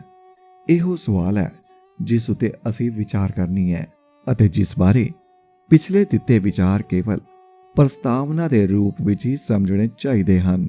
19ਵਾਂ ਭਾਵੇਂ ਡਾਕਟਰ ਫੌਜਾ ਸਿੰਘ ਨੇ ਸਿੱਧਾ ਇਹੋ ਕਿਹਾ ਨਹੀਂ, ਪਰ ਪ੍ਰਤੀਤ ਹੁੰਦਾ ਹੈ ਕਿ ਉਹਨਾਂ ਨੇ ਸਰ ਜਦੂਨਾਥ ਸਰਕਾਰ ਦੀ ਪੁਸਤਕ ਔਰੰਗਜ਼ੇਬ ਐਂਡ ਹਿਜ਼ ਟਾਈਮਸ ਵਿੱਚ ਦਿੱਤੇ ਕਾਲ ਕ੍ਰਮ ਦਾ ਸਹਾਰਾ ਲਿਆ, ਜਿਸ ਵਿੱਚ ਇਹ ਅੰਕਿਤ ਹੈ ਕਿ 27 ਮਾਰਚ 1676 ਨੂੰ ਔਰੰਗਜ਼ੇਬ ਦਿੱਲੀ ਵਾਪਸ ਪਰਤਿਆ ਅਤੇ ਗੁਰੂ ਤੇਗ ਬਹਾਦਰ ਜੀ ਦੀ ਸ਼ਹੀਦੀ ਤੋਂ ਲਗਭਗ 4.5 ਮਹੀਨੇ ਪਿੱਛੋਂ ਤੱਕ ਉਹ ਹਸਨ ਅਬਦਾਲੀ ਠਹਿਰਿਆ ਰਿਹਾ ਸੀ। ਜੇ ਜਦੂਨਾਥ ਦੀ ਇਸ ਤਿਥੀ ਗਣਤ ਨੂੰ ਨਾ ਮੰਨਣਯੋਗ ਦਰਸਾਇਆ ਜਾ ਸਕੇ ਤਾਂ ਗੁਰੂ ਗੋਬਿੰਦ ਸਿੰਘ ਜੀ ਅਤੇ ਹੋਰ ਸਿੱਖ ਸਰੋਤਾਂ ਦੇ ਵਿੱਚ ਗੁਰੂ ਤੇਗ ਬਹਾਦਰ ਜੀ ਦੀ ਸ਼ਹੀਦੀ ਦੇ ਬਿਰਤਾਂਤ, ਜਿਨ੍ਹਾਂ ਵਿੱਚ ਗੁਰੂ ਜੀ ਦੀ ਸ਼ਹੀਦੀ ਸਮੇਂ ਔਰੰਗਜ਼ੇਬ ਦਿੱਲੀ ਵਿੱਚ ਮੌਜੂਦ ਦੱਸਿਆ ਗਿਆ, ਉੱਤੇ ਸ਼ੱਕ ਕਰਨ ਦੀ ਕੋਈ ਗੁੰਜਾਇਸ਼ ਰਹਿ ਹੀ ਨਹੀਂ ਜਾਂਦੀ। 20ਵਾਂ ਜਦੂਨਾਥ ਸਰਕਾਰ ਦੇ ਕਾਲਕ੍ਰਮ ਦਾ ਹਿਸਾਬ ਸਪਸ਼ਟ ਤੌਰ ਤੇ ਉੱਪਰ ਕਥਿਤ ਫਾਰਸੀ ਲਿਖਤਾਂ ਵਿੱਚ ਦਿੱਤੀਆਂ ਹਿਜਰੀ ਸੰਨ ਦੀਆਂ ਤਿਥੀਆਂ ਉੱਤੇ ਆਧਾਰਿਤ ਤੇ ਨਿਰਭਰ ਹੈ। 21ਵਾਂ ਹਿਜਰੀ ਦਾ ਕਾਲਕ੍ਰਮ ਧਾਰਮਿਕ ਕਾਲਕ੍ਰਮ ਹੈ, ਜਿਹੜਾ ਮੱਕੀ ਸ਼ਰੀਫ ਤੋਂ ਹਜ਼ਰਤ ਮੁਹੰਮਦ ਸਾਹਿਬ ਦੀ ਮਦੀਨੇ ਵੱਲ ਹਿਜਰਤ ਅਥਵਾ ਦੇਸ਼ ਚਾਲ 15 ਜੁਲਾਈ 622 ਈਸਵੀ ਤੋਂ ਆਰੰਭ ਹੁੰਦਾ ਹੈ ਅਤੇ ਅਗਲਾ ਦਿਨ ਸ਼ੁੱਕਰਵਾਰ 16 ਜੁਲਾਈ ਸਨ ਹਿਜਰੀ 1 ਦੇ ਮੁਹਰਮ ਦੀ ਪਹਿਲੀ ਤਰੀਕ ਹੈ। ਹਿਜਰੀ ਦਾ ਸਾਲ ਚੰਦਰਮਾ ਦੀਆਂ ਤੀਥਾਂ ਦੇ ਅਨੁਸਾਰ 354 ਦਿਨ ਦਾ ਹੈ ਅਤੇ ਇਸ ਦੀ ਮੁੱਢਲੀ ਕਿਰਿਆਤਮਕ ਵਰਤੋਂ ਮੁਸਲਮਾਨਾਂ ਦੇ ਧਾਰਮਿਕ ਸੰਸਕਾਰਾਂ ਨੂੰ ਨਿਭਾਉਣ ਅਤੇ ਰੋਜ਼ਿਆਂ ਤੇ ਈਦਾਂ ਦੀਆਂ ਤਰੀਕਾਂ ਦਾ ਨਿਰਣਾ ਕਰਨ ਲਈ ਸੀ ਅਤੇ ਹੈ। ਪਰ ਮੁਸਲਮਾਨੀ ਸਮਾਜਾਂ ਵਿੱਚ ਹਿੰਦੁਸਤਾਨ ਸਣੇ ਇਸ ਕਾਲਕ੍ਰਮ ਦੀ ਵਰਤੋਂ ਹੋਰ ਨਿਰਧਰਮ ਸੈਕੂਲਰ ਮਨੋਰਥਾਂ ਲਈ ਵੀ ਪ੍ਰਚਲਿਤ ਹੈ। ਭਾਵੇਂ ਇਹ ਮੁੱਢਲੇ ਦਿਨਾਂ ਸੰਬੰਧੀ 365 ਦਿਨਾਂ ਵਾਲੇ ਕੈਲੰਡਰ ਅਨੁਸਾਰ ਸਦਾ ਪਿਛਾਂ ਵੱਲ ਜਾਣ ਦੀਆਂ ਗੁੰਝਲਾਂ ਉਪਜਾਂਦਾ ਹੈ ਅਤੇ ਇਦਾਂ ਇਹ ਵੱਕਰੀ ਚੱਕਰ 34 ਸਾਲਾਂ ਵਿੱਚ ਸੰਪੂਰਨ ਹੁੰਦਾ ਹੈ। ਇਸ ਤੋਂ ਲਾਏ ਹਿਸਾਬ ਦੇ ਮੁੱਢਲੇ ਨੁਕਤੇ ਮਨੋਤ ਅਨੁਸਾਰ ਸਨ 591, 593 ਅਤੇ 600 ਈਸਵੀ ਵਿੱਚ ਹਨ। ਭਾਵੇਂ ਉਹਨਾਂ ਦਾ ਅਸਲੀ ਆਰੰਭ 14ਵੀਂ, 16ਵੀਂ ਅਤੇ 18ਵੀਂ ਸਦੀਆਂ ਦੇ ਵਿੱਚ ਹੋਇਆ ਸੀ। ਸ਼ਹਿਨਸ਼ਾਹ ਅਕਬਰ ਫਰਵਰੀ 1556 ਵਿੱਚ ਤਖਤ ਉੱਤੇ ਬੈਠਾ ਜਦੋਂ ਹਿਜਰੀ ਸਨ 963 ਸੀ, ਜਿਹੜਾ ਕਿ 16 ਨਵੰਬਰ 1555 ਤੋਂ ਲੈ ਕੇ 3 ਨਵੰਬਰ 1556 ਤੱਕ ਮੁੱਕਿਆ ਸੀ। ਚੰਦਰਵਾਰਸ਼ ਦੀ ਇਸ ਉਲਝਣ ਨੂੰ ਜੋ ਮਕਾਨ ਨੂੰ ਨਹੀਂ ਤਾਂ ਘਟਾਉਣ ਲਈ ਅਕਬਰ ਨੇ ਹਿਜਰੀ ਸਨ ਨੂੰ ਬਦਲ ਕੇ ਸਮਸੀ ਸਨ 8ਵਾਂ ਸੂਰਿਆ ਵਰਸ਼ ਚਾਲੂ ਕਰ ਦਿੱਤਾ ਸੀ, ਕਿਉਂਕਿ ਮਾਲੀਏ ਦੀ ਉਗਰਾਹੀ ਦੇ ਪ੍ਰਬੰਧਾਂ ਲਈ ਅਤੇ ਵਾਸੰਤ ਤੇ ਹੇਮੰਤ, ਰਬੀਏ ਅਤੇ ਖਰੀਫ ਦੀਆਂ ਫਸਲਾਂ ਪੱਕਣ ਵੱਢਣ ਦੇ ਸਮੇਂ ਦੇ ਅਨੁਮਾਨ ਲਾਉਣ ਲਈ ਚੰਦਰ ਵਰਸ਼ ਦੀਆਂ ਤੀਥਾਂ ਤੇ ਆਧਾਰਿਤ ਸਨ ਸੰਮਤ ਦੀ ਥਾਂ ਉਤੇ ਸੂਰਿਆ ਵਰਸ਼ ਹੀ ਠੀਕ ਰਹਿੰਦਾ ਹੈ, ਜਿਸ ਅਨੁਸਾਰ ਹੀ ਹਰ ਵਰੇ ਨਿਸ਼ਚਿਤ ਮਾਸ ਵਿੱਚ ਹੀ ਫਸਲਾਂ ਦੀ ਪਕਿਆਈ ਅਤੇ ਮਾਮਲਾ ਉਗਰਾਹੀ ਆ ਟੁਕਦਾ ਹੈ। ਇਸ ਵਿਵਹਾਰਿਕ ਸੁਧਾਰ ਦੇ ਕਾਲਕ੍ਰਮ ਅਤੇ ਅਨੇਕਤਾ ਦੀ ਉਲਝਣ ਬਹੁਤ ਹੱਦ ਤੱਕ ਅਕਬਰ ਨੇ ਸੁਲਝਾ ਵੀ ਦਿੱਤੀ, ਜਿਹੜੀ ਕਿ ਉਸ ਸਮੇਂ ਮੁਲਕ ਦੇ ਭਿੰਨ-ਭਿੰਨ ਭਾਗਾਂ ਵਿੱਚ ਪ੍ਰਚਲਿਤ ਸੀ। ਅਕਬਰ ਵੱਲੋਂ ਪ੍ਰਚਲਿਤ ਕੀਤਾ ਸਮਸੀ ਸਨ ਉੱਤਰੀ ਭਾਰਤ ਦੇ ਫਸਲੀ ਸਨ, ਉੜੀਸਾ ਦੇ ਵਲਾਇਤੀ ਸਨ, ਬੰਗਾਲੀ ਸਨ ਅਤੇ ਮਹਾਰਾਸ਼ਟਰ ਦੇ ਅਰਬੀ ਸਨ ਦੀ ਥਾਂ ਲੈਣ ਲਈ ਸਥਾਪਿਤ ਕੀਤਾ ਗਿਆ ਸੀ। ਇਹਨਾਂ ਸੰਨਾਂ ਦੇ ਮੁੱਢਲੇ ਦਿਨ ਪਹਿਲਾਂ ਥਾਂ ਵੱਖ-ਵੱਖ ਸਨ, ਜਿਨ੍ਹਾਂ ਦੀਆਂ ਮਿਤੀਆਂ ਦੇ ਜੰਗਲ ਵਿੱਚ ਅਕਬਰ ਨੇ ਇੱਕ ਪ੍ਰਕਾਰ ਦੀ ਤਰਤੀਬ ਲਿਆਉਣ ਦਾ ਯਤਨ ਕੀਤਾ। ਭਾਵੇਂ ਇਹ ਕਾਲਕ੍ਰਮ ਜੰਗਲ ਸਾਰੇ ਦਾ ਸਾਰਾ ਸਾਫ਼ ਨਾ ਹੋ ਸਕਿਆ, ਇਸ ਸੰਵਤਸਰ ਔਖਿਆਈ ਨੂੰ ਸਮਝਣ ਲਈ ਉਹਨਾਂ ਨੇ ਕਰੜੇ ਯਤਨਾਂ ਦੇ ਵਿਸਥਾਰ ਵਿੱਚ ਜਾਣਾ ਪਵੇਗਾ, ਜਿਹੜੇ 18ਵੀਂ ਸਦੀ ਦੇ ਅੰਤ ਤੋਂ 20ਵੀਂ ਸਦੀ ਦੇ ਆਦ ਤੱਕ ਦੇਵੱਗਾ ਅਤੇ ਪੰਚਾ ਗਾਚਰੀਆਂ ਵੱਲੋਂ ਕੀਤੇ ਗਏ। ਵਾਰਨ ਦੇ ਕਲਾ ਸੰਕੇਤ 1826, ਪ੍ਰਿੰਜ਼ੈਪ ਦੇ ਯੂਜ਼ਫੁਲ ਟੇਬਲਸ 1834 ਤੋਂ 1836, ਕਵਾਸ ਜੀ ਪਟੇਲ ਦੀ ਕ੍ਰੋਨੋਲੋਜੀ 1866 ਅਤੇ Cunningham the book of Indian ਇਰਾਜ਼ 1866 ਤੋਂ ਆਰੰਭ ਹੋ ਕੇ ਦੀਕਸ਼ਿਤ ਦੇ ਇੰਡੀਅਨ ਕੈਲੰਡਰ 1898 ਅਤੇ ਜੈਕੋਬੀ ਦੇ ਐਮਪੀਗ੍ਰਾਫੀਆ ਇੰਡੀਕਾ 1894 ਨਾਲ ਸਿਖਰ ਉੱਤੇ ਪੁੱਜੇ। 22ਵਾਂ ਔਰੰਗਜ਼ੇਬ ਨੇ ਸ਼ਹਿਨਸ਼ਾਹ ਸਥਾਪਿਤ ਹੋਣ ਉਪਰੰਤ ਮੁੱਢਲੇ ਸਾਲਾਂ ਵਿੱਚ ਹੀ ਇਸ ਵਿਵਹਾਰਿਕ ਕਾਲਕ੍ਰਮ ਦੀ ਉਲਝਣ ਨੂੰ ਸੁਲਝਾਉਣ ਦੇ ਯਤਨ ਬੰਦ ਕਰ ਦਿੱਤੇ ਅਤੇ ਮੁੜ ਕੇ ਹਿਜਰੀ ਸਨ ਅਤੇ ਚੰਦਰਮਾ ਦੀਆਂ ਤੀਥਾਂ ਤੇ ਆਧਾਰਿਤ ਕਾਲਕ੍ਰਮ ਨੂੰ ਮੁਲਕੀ ਸ਼ਾਸਨ ਅਤੇ ਸਭ ਸਰਕਾਰੀ ਪੱਧਰਾਂ ਉੱਤੇ ਚਾਲੂ ਕਰ ਦਿੱਤਾ, ਜਿਸ ਦੇ ਫਲਸਰੂਪ ਅੱਧੀ ਸਦੀ ਤੋਂ ਵਧੇਰੇ ਸਮੇਂ ਲਈ ਮੁਗਲ ਸਰਕਾਰ ਦੇ ਰਿਕਾਰਡਾਂ ਦਾ ਕਾਲਕ੍ਰਮ ਵਿਗੜ ਗਿਆ। ਇਹ ਜਾਣ ਲੈਣਾ ਚਾਹੀਦਾ ਕਿ ਇਸ ਵਿੱਚ ਔਰੰਗਜ਼ੇਬ ਦਾ ਮਜ਼ਹਬੀ ਤਸੱਬ ਤੋਂ ਛੋਟਾ ਹੋਰ ਕੋਈ ਮਨੋਰਥ ਨਹੀਂ ਸੀ, ਕਿਉਂਕਿ ਉਹ ਸਾਰੇ ਭਾਰਤ ਨੂੰ ਇੱਕਸਾਰ ਏਕਾਕਾਣ ਮੁਸਲਿਮ ਰਾਜ ਅਤੇ ਸੁੰਨੀ ਮੁਸਲਿਮ ਸਮਾਜ ਵਿੱਚ ਬਦਲਣਾ ਚਾਹੁੰਦਾ ਸੀ। ਤਈਵਾਂ ਸਰ ਜਦੂਨਾਥ ਸਰਕਾਰ ਨੇ ਹਿਜਰੀ ਸੰਨਾ ਤਰੀਖਾਂ ਨੂੰ ਜੂਲੀਅਨ ਕੈਲੰਡਰ ਵਿੱਚ ਪਲਟਣ ਦੇ ਕਾਰਜ ਵਿੱਚ ਇਸ ਕਾਲ ਦੇ ਹਿੰਦੁਸਤਾਨੀ ਇਤਿਹਾਸ ਦੇ ਵਿਦਿਆਰਥੀਆਂ ਦੀ ਵੱਡੀ ਸੇਵਾ ਕੀਤੀ, ਭਾਵੇਂ ਉਹ ਨਿਰੰਤਰ ਦੋਸ਼ ਰਹਿਤ ਨਹੀਂ ਹੈ। 24ਵਾਂ ਕੁਝ ਇੱਕ ਟੋਏ ਟਿੱਬੇ ਇਸ ਕਾਰਜ ਵਿੱਚ ਬਾਧਕ ਹਨ, ਜਿਨ੍ਹਾਂ ਤੋਂ ਜਦੂਨਾਥ ਸਰਕਾਰ ਨਹੀਂ ਬਚ ਸਕਿਆ। 25ਵਾਂ ਪਹਿਲੀ ਗੱਲ ਇਹ ਹੈ ਕਿ ਜਿਹੜੀਆਂ ਤਰੀਖਾਂ ਮਿਤੀਆਂ ਫਾਰਸੀ ਰਿਕਾਰਡਾਂ ਲਿਖਤਾਂ ਵਿੱਚ ਹਨ, ਉਹ ਬਹੁਤ ਥਾਈਂ ਇੱਕ ਦੂਜੇ ਨਾਲ ਨਹੀਂ ਮਿਲਦੀਆਂ ਅਤੇ ਕਈ ਵਾਰ ਕਿਸੇ ਬਾਹਰਲੇ ਹਵਾਲੇ ਦੀ ਟੇਕ ਲੈਣੀ ਪੈਂਦੀ ਹੈ। ਦੂਜੀ ਗੱਲ ਇਹ ਹੈ ਕਿ ਖਾਫੀ ਖਾਨ ਜੋ ਕੋਈ ਵੀ ਉਹ ਸੀ ਸਵਤੰਤਰ ਲੇਖਕ ਜਾਂ ਔਰੰਗਜ਼ੇਬ ਦਾ ਪਾਲਤੂ ਬਟੇਰਾ ਅਤੇ ਮੁਸਤਅਦਾ ਖਾਨ ਨੇ ਬਹੁਤ ਅਸੁਵਿਧਾ ਦੀ ਅਵਸਥਾ ਵਿੱਚ ਆਪਣੇ ਖੰਡਰੇ ਤਿਆਰ ਕੀਤੇ ਹਨ, ਕਿਉਂ ਜੋ ਔਰੰਗਜ਼ੇਬ ਦੇ ਆਪਦਾਕਾਲੀਨ ਫਰਮਾਨ ਅਨੁਸਾਰ ਸਮਕਾਲੀ ਹਾਲਾਤ ਅਤੇ ਇਤਿਹਾਸ ਲਿਖਤ ਉੱਤੇ ਪੂਰਨ ਤੇ ਕਰੜੀ ਬੰਦਸ਼ ਲਗਾ ਦਿੱਤੀ ਗਈ ਸੀ ਅਤੇ ਕਿਸੇ ਇਤਿਹਾਸਕਾਰ ਲਈ ਸਰਕਾਰੀ ਰਿਕਾਰਡਾਂ ਤੱਕ ਪਹੁੰਚ ਅਸੰਭਵ ਸੀ। 26ਵਾਂ ਹਿਜਰੀ ਸਨ, ਜਿਸ ਅਨੁਸਾਰ ਸਰਕਾਰੀ ਕੰਮ ਚੱਲਦਾ ਰਿਹਾ, ਉਸ ਦੀਆਂ ਉਪਲਬਧ ਮਿਤੀਆਂ ਅਨਿਸ਼ਚਿਤਤਾ ਅਤੇ ਅਸਤ ਨਾਲ ਲਿਪਟਦੇ ਅਤੇ ਪ੍ਰਣ ਸਿੱਧ ਕੀਤੀਆਂ ਜਾ ਸਕਦੀਆਂ ਹਨ। ਇਹਨਾਂ ਦੋਸ਼ਾਂ ਨੂੰ ਸੱਚ ਦੇ ਰੂਪ ਵਿੱਚ ਪ੍ਰਿਯ ਝੂਠ ਦੀ ਕਾਜ਼ੀ ਪਾਉਣੀ, ਜਿਸ ਪਰੰਪਰਾ ਦੀਆਂ ਇਹ ਲਿਖਤਾਂ ਹਨ, ਉਸ ਪਰੰਪਰਾ ਅਨੁਸਾਰ ਜਾਇਜ਼ ਸਮਝੀ ਜਾਂਦੀ ਹੈ, ਜੋ ਇਉਂ ਕਰਨ ਲਈ ਇਸਲਾਮ, ਮੁਸਲਿਮ ਸਮਾਜ ਤੇ ਰਾਜ ਨੂੰ ਕੋਈ ਨਿਗਰ ਲਾਭ ਪੁੱਜਣ ਦੀ ਸਿੱਧੀ ਸੰਭਾਵਨਾ ਹੋਵੇ। ਦ੍ਰਿਸ਼ਟਾਂਤ ਵਜੋਂ ਹਿੰਦੁਸਤਾਨ ਵਿੱਚ ਅੰਟਕ ਇਸਲਾਮ ਦੀ ਸਰਦਾਰੀ ਦੇ ਹਿੱਤ ਵਿੱਚ ਜੇ ਔਰੰਗਜ਼ੇਬ ਚਾਹੁੰਦਾ ਕਿ ਮੁਸਲਮਾਨਾਂ ਵੱਲੋਂ ਲਿਖੀਆਂ ਸਭ ਲਿਖਤਾਂ ਵਿੱਚੋਂ ਇਹ ਪ੍ਰਗਟ ਹੋਵੇ ਕਿ ਔਰੰਗਜ਼ੇਬ ਗੁਰੂ ਤੇਗ ਬਹਾਦਰ ਦੀ ਸ਼ਹੀਦੀ ਵੇਲੇ ਦਿੱਲੀ ਵਿੱਚ ਨਹੀਂ ਸੀ, ਤਦ ਇਸ ਝੂਠ ਪਰ ਰਾਜਨੀਤਿਕ ਤੇ ਵਿਵਹਾਰਿਕ ਸੱਤ ਦੀ ਪਰੋੜਤਾ ਤੋਂ ਕਿਸੇ ਦੀਨੀ ਭਾਈ ਨੇ ਨਾ ਨੁਕਰ ਨਹੀਂ ਸੀ ਕਰਨੀ। 27ਵਾਂ ਇਹੋ ਸਿੱਖ ਗੁਰਬਿਲਾਸਾਂ, ਪੰਥ ਪ੍ਰਕਾਸ਼ਾਂ ਅਤੇ ਹੋਰ ਸੰਬੰਧਿਤ ਲਿਖਤਾਂ ਦੇ ਵਿੱਚ ਅੰਕਿਤ ਵਾਕਿਆਤ ਦਾ ਬੁਨਿਆਦੀ ਤੌਰ ਉੱਤੇ ਕੋਈ ਥਾਈਂ ਫਾਰਸੀ ਦੀਆਂ ਮੁਸਲਿਮ ਲਿਖਤਾਂ ਤੋਂ ਭਿੰਨ ਤੇ ਨਿਰੋਧਕ ਹੋਣ ਦਾ ਕਾਰਨ ਸਮਝਣਾ ਚਾਹੀਏ। ਸਿੱਖ ਲਿਖਤਾਂ ਤੋਂ ਨਿਰਸੰਦੇਹ ਸਪਸ਼ਟ ਹੈ ਕਿ ਔਰੰਗਜ਼ੇਬ ਨਵੰਬਰ ਸਨ 1675 ਵਿੱਚ ਗੁਰੂ ਤੇਗ ਬਹਾਦਰ ਜੀ ਦੇ ਸ਼ਹੀਦੀ ਸਾਕੇ ਵਾਲੇ ਦਿਨ ਦਿੱਲੀ ਵਿੱਚ ਬਿਰਾਜਮਾਨ ਸੀ, ਪਰੰਤੂ ਜਿਹੜੀਆਂ ਖਾਫੀ ਖਾਨ ਅਤੇ ਮੁਹਸਦ ਖਾਨ ਨੇ ਕਲਮਬੱਧ ਕੀਤੀਆਂ ਹਨ, ਉਹਨਾਂ ਤੋਂ ਤਾਂ ਇਹੋ ਪ੍ਰਗਟ ਹੁੰਦਾ ਹੈ ਕਿ ਗੁਰੂ ਤੇਗ ਬਹਾਦਰ ਜੀ ਦੀ ਸ਼ਹੀਦੀ ਵਰਗੀ ਕੋਈ ਘਟਨਾ ਦਿੱਲੀ ਵਿੱਚ ਔਰੰਗਜ਼ੇਬ ਦੇ ਸਮੇਂ ਬਿਲਕੁਲ ਵਾਪਰੀ ਹੀ ਨਹੀਂ। ਇਹਨਾਂ ਲਿਖਤਾਂ ਵਿੱਚ ਜੋ ਮਿਤੀਆਂ ਔਰੰਗਜ਼ੇਬ ਤੇ ਹਸਨ ਅਬਦਾਲ ਵੱਲ ਕੂਚ ਕਰਨ, ਦਿੱਲੀ ਵੱਲ ਮੁੜਨ ਅਤੇ ਸਤਨਾਮੀ ਬਗਾਵਤ ਦੇ ਕੁਚਲਣ ਦੀਆਂ ਹਨ, ਉਹ ਵੀ ਪਰਸਪਰ ਵਿਰੋਧੀ ਹਨ। 28ਵਾਂ ਕੇਵਲ ਇਹ ਦੂਜੀਆਂ ਮਿਤੀਆਂ ਹੀ ਜਦੂਨਾਥ ਸਰਕਾਰ ਨੂੰ ਉਪਲਬਧ ਸਨ, ਜਿਨ੍ਹਾਂ ਤੋਂ ਉਸਨੇ ਜੂਲੀਅਨ ਕੈਲੰਡਰ ਦੀਆਂ ਆਪਣੀਆਂ ਮਿਤੀਆਂ ਕੱਢੀਆਂ ਹਨ, ਜਿਨ੍ਹਾਂ ਮਗਰੋਂ ਇਹ ਦਾਅਵਾ ਕੀਤਾ ਗਿਆ ਕਿ ਔਰੰਗਜ਼ੇਬ ਹਸਨ ਅਬਦਾਲ ਤੋਂ ਦਿੱਲੀ 27 ਮਾਰਚ 1675 ਨੂੰ ਪਰਤਿਆ। ਸਿੱਖਾਂ ਦੇ ਸਮਕਾਲੀ ਰਿਕਾਰਡਾਂ ਅਤੇ ਅਖੰਡ ਪਰੰਪਰਾ ਅਨੁਸਾਰ ਪੱਕੀ ਤਾਰੀਖ ਮਗਰ ਸੁਦੀ ਪੰਚਮੀ ਬਿਕਰਮੀ ਸੰਮਤ 1752 ਨੂੰ ਔਰੰਗਜ਼ੇਬ ਦਿੱਲੀ ਵਿੱਚ ਹੀ ਸੀ, ਜਦੋਂ ਗੁਰੂ ਤੇਗ ਬਹਾਦਰ ਜੀ ਨੂੰ ਸ਼ਹੀਦ ਕੀਤਾ ਗਿਆ। ਨਾ ਤਾਂ ਸਿੱਖ ਲਿਖਤਾਂ ਜਦੂਨਾਥ ਸਰਕਾਰ ਨੂੰ ਪ੍ਰਾਪਤ ਸਨ ਅਤੇ ਨਾ ਹੀ ਜੇ ਉਸ ਨੂੰ ਇਹ ਮਿਲ ਵੀ ਜਾਂਦੀਆਂ, ਉਸਨੇ ਇਹਨਾਂ ਵੱਲ ਗੰਭੀਰ ਧਿਆਨ ਦੇਣਾ ਸੀ, ਕਿਉਂਕਿ ਸਿੱਖ ਧਰਮ ਦੇ ਜਨਮ ਅਤੇ ਵਿਕਾਸ ਅਤੇ ਸਿੱਖ ਗੁਰੂ ਸਾਹਿਬਾਨ ਅਤੇ ਸੰਤਾਂ ਸ਼ਹੀਦਾਂ ਬਾਰੇ ਉਸ ਦੀ ਬਹੁਤੀ ਉੱਚੀ ਰਾਏ ਨਹੀਂ ਸੀ। 29ਵਾਂ ਖਾਫੀ ਖਾਨ ਨੇ ਸਤਨਾਮੀ ਬਗਾਵਤ ਦੀਆਂ ਦੋ ਵੱਖ-ਵੱਖ ਤਰੀਕਾਂ ਦਿੱਤੀਆਂ ਹਨ, ਜਿਨ੍ਹਾਂ ਦਾ ਇੱਕ ਦੂਜੀ ਤੋਂ 2 ਸਾਲ ਦਾ ਅੰਤਰ ਹੈ।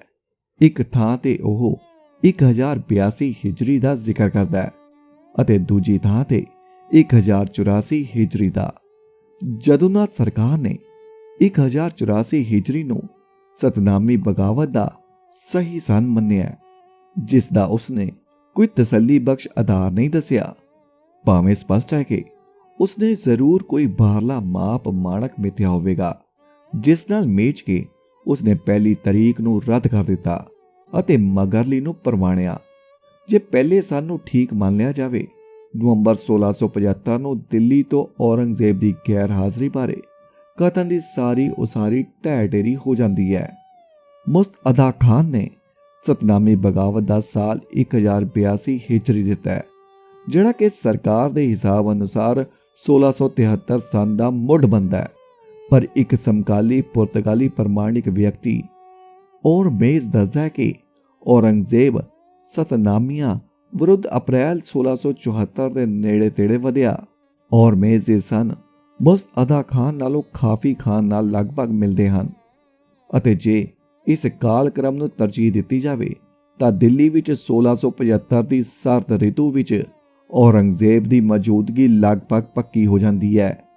ਇੱਕ ਹੋਰ ਪੁਰਤਗਾਲੀ ਡਾਕਟਰ ਫਰਾਇਰ ਨੇ ਸਤੰਬਰ 1674 ਅਤੇ ਜਨਵਰੀ 1675 ਵਿਚਾਲੇ ਲਿਖੀ ਇੱਕ ਚਿੱਠੀ ਵਿੱਚ ਦੱਸਿਆ ਕਿ ਇਸ ਪਲ ਵੀ ਉਹ ਔਰੰਗਜ਼ੇਬ ਸਭ ਗੈਰ ਮੁਸਲਮਾਨਾਂ ਨੂੰ ਆਪਣੇ ਦੀਨ ਵਿੱਚ ਲਿਆਉਣ ਦੀ ਯੋਜਨਾ ਤੇ ਅਮਲ ਕਰ ਰਿਹਾ ਹੈ ਅਤੇ ਇਸ ਯੋਜਨਾ ਦਾ ਆਰੰਭ ਹਿੰਦੂਆਂ ਉੱਤੇ ਭਾਰੀ ਕਰ ਲਗਾ ਕੇ ਕਰ ਚੁੱਕਾ ਹੈ। ਖਾਸ ਤੌਰ ਉੱਤੇ ਬ੍ਰਾਹਮਣਾਂ ਤੋਂ ਜੀ ਪ੍ਰਤੀ ਇੱਕ ਸੋਨੇ ਦੀ ਮੋਹਰ ਲਈ ਜਾਂਦੀ ਹੈ ਅਤੇ ਹੋਰ ਹਿੰਦੂਆਂ ਤੋਂ ਕੁਝ ਘੱਟ ਰਕਮੇ new accountant of east India and Persia. ਪਰ ਮਨੁੱਚੀ ਇੱਕ ਦੀ ਪ੍ਰਤਿਸ਼ਠਿਤ ਸਮਕਾਲੀ ਸਾਨੂੰ ਇਹ ਵਿਸ਼ਵਾਸ ਦਿਵਾਉਂਦਾ ਹੈ ਕਿ ਸੰਨ 1679 ਵਿੱਚ ਉਸਨੇ ਇਸਲਾਮ ਦੇ ਪ੍ਰਚਾਰ ਹਿੱਤ ਅਤੇ ਕੁਫਰ ਨੂੰ ਖਤਮ ਕਰਨ ਲਈ ਫਿਰ ਮੁੜ ਕੇ ਜਜ਼ੀਆ ਲਗਾਉਣ ਦਿੱਤਾ। ਇਸ ਕਾਲਕ੍ਰਮ ਵਿੱਚ ਪੂਰੇ 4 ਸਾਲ ਦਾ ਅੰਤਰ ਹੈ। ਔਰੰਗਜ਼ੇਬ ਦੇ ਰਾਜ ਦੀ ਇੱਕ ਹੋਰ ਬਹੁਤ ਮਹੱਤਵਪੂਰਨ ਘਟਨਾ ਬਾਰੇ ਲਿਖਦਿਆਂ ਦੋ ਚੰਗੇ ਪੜ੍ਹੇ ਲਿਖੇ ਪਰਦੇਸੀ ਸਮਕਾਲੀ ਨਿਰੀਖਕਾਂ ਦੀ ਔਰੰਗਜ਼ੇਬ ਦੇ ਹਸਨ ਅਬਦਾਲ ਤੋਂ ਦਿੱਲੀ ਆਉਣ ਦੀ ਮਿਤੀ ਬਾਰੇ ਵੀ ਇਹੋ ਜਿਹੀ ਹੀ ਅਨਿਸ਼ਚਿਤਤਾ ਹੈ। ਕਾਫੀ ਖਾਨ ਇੱਕ ਥਾਂ ਤੇ ਕਹਿੰਦਾ ਹੈ ਕਿ ਉਹ 19ਵੇਂ ਸੰਨੇ ਜਲੂਸ ਪ੍ਰਸ਼ਾਸਕੀ ਸਾਲ ਦੇ ਵਿੱਚ ਵਾਪਸ ਮੁੜਿਆ ਅਤੇ ਦੂਜੀ ਥਾਂ ਤੇ ਇਹ ਕਹਿੰਦਾ ਹੈ ਕਿ ਉਹ 16ਵਾਂ ਪ੍ਰਸ਼ਾਸਕੀ ਸਾਲ ਸੀ। ਇੱਥੇ ਲਗਭਗ 3 ਸਾਲਾਂ ਦਾ ਅੰਤਰ ਹੈ।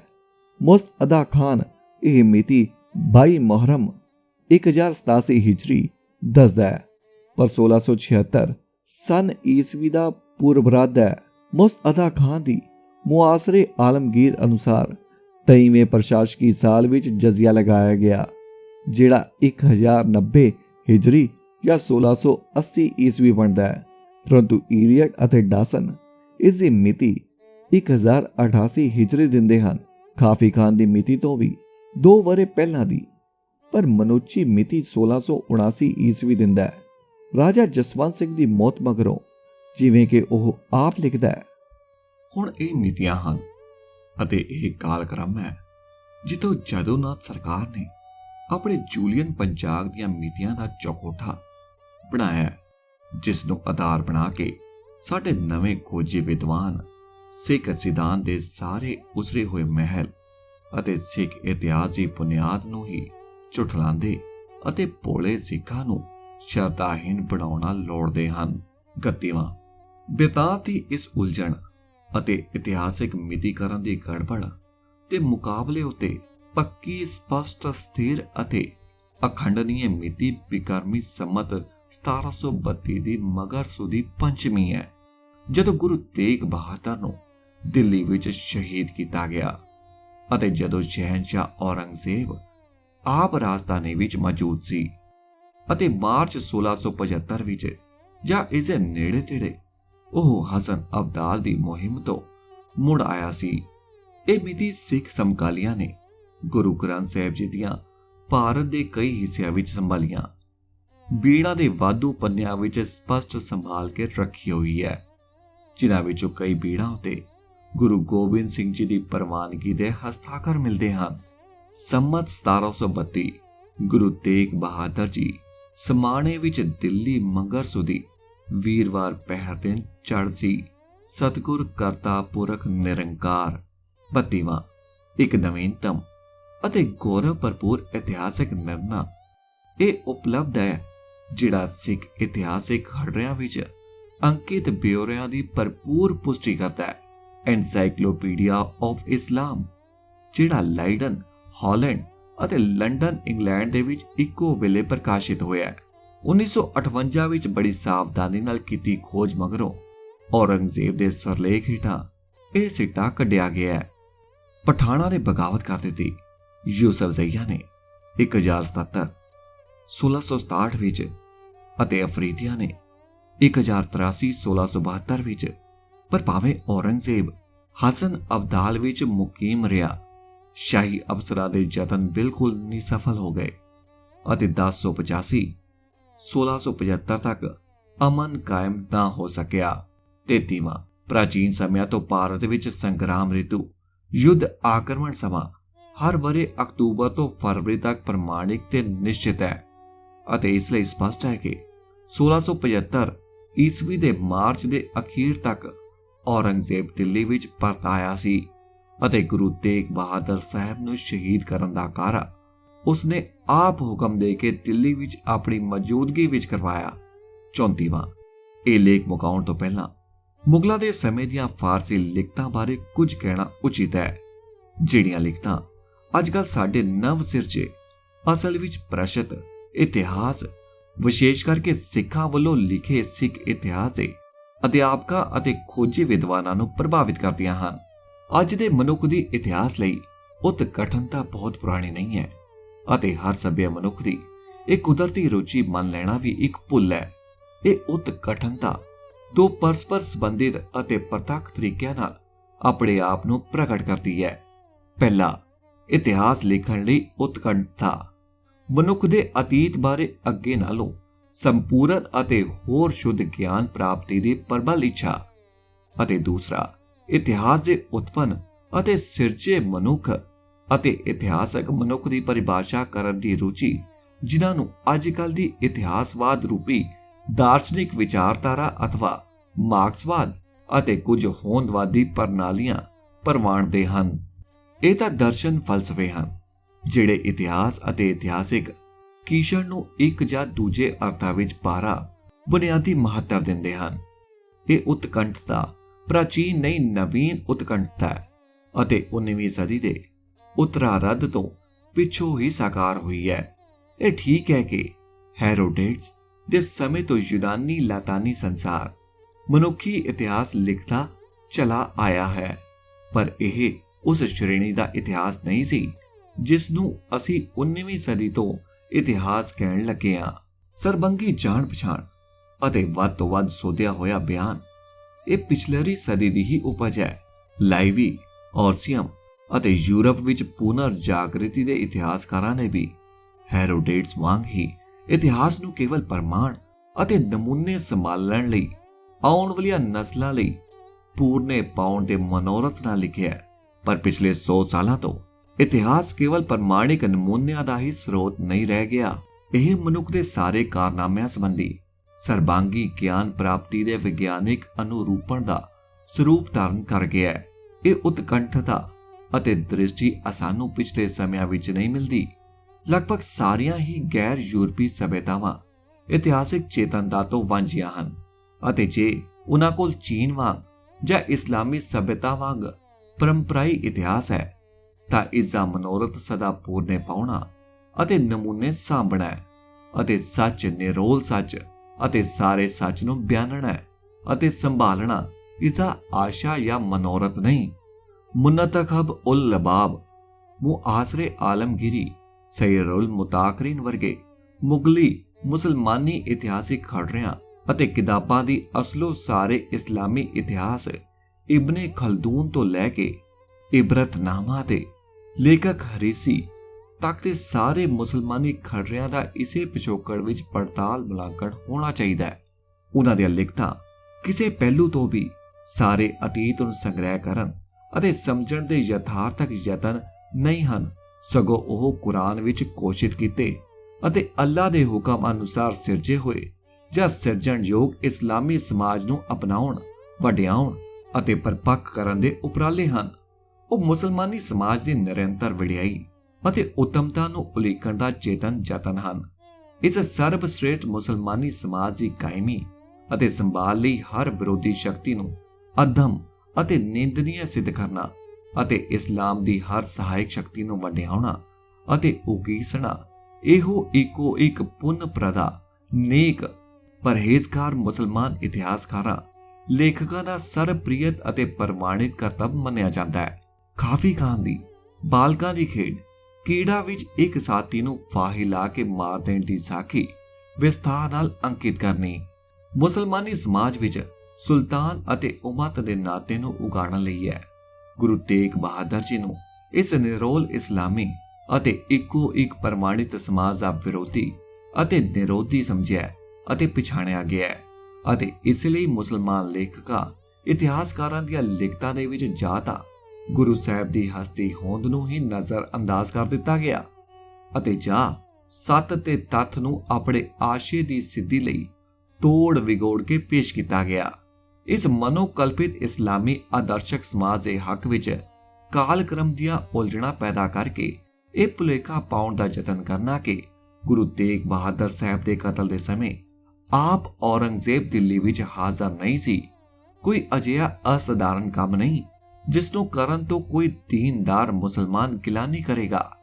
ਇਸ ਲਈ ਇਹਨਾਂ ਫਾਰਸੀ ਦੇ ਮੁਸਲਮਾਨੀ ਇਤਿਹਾਸਿਕ ਖਰੜਿਆਂ ਦੇ ਮਾਇਆ ਜਾਲ ਵਿੱਚ ਆਪਣੇ ਆਪ ਫਸ ਕੇ ਸਿੱਖ ਲੇਖਕਾਂ ਲਈ ਸਿੱਖ ਇਤਿਹਾਸ ਦਾ ਪੂਰਨ ਨਿਰਮਾਣ ਕਰਨ ਦਾ ਜਾਂ ਸਾਇੰਟਿਫਿਕ ਖੋਜੀ ਵਿਦਵਾਨ ਬਣਨ ਦਾ ਯਤਨ ਕਰਨਾ ਆਪਣੇ ਪੈਰੀ ਆਪ ਕੁਹਾੜਾ ਮਾਰਨ ਵਾਲੀ ਗੱਲ ਹੈ, ਜਿਸ ਦਾ ਅਤੀਤ ਉੱਤੇ ਵਸੀਕਾਰ ਹੈ ਉਹੀ ਭਵਿੱਖ ਉੱਤੇ ਹੀ ਵਸੀਕਾਰ ਪ੍ਰਾਪਤ ਕਰ ਲੈਂਦਾ ਹੈ।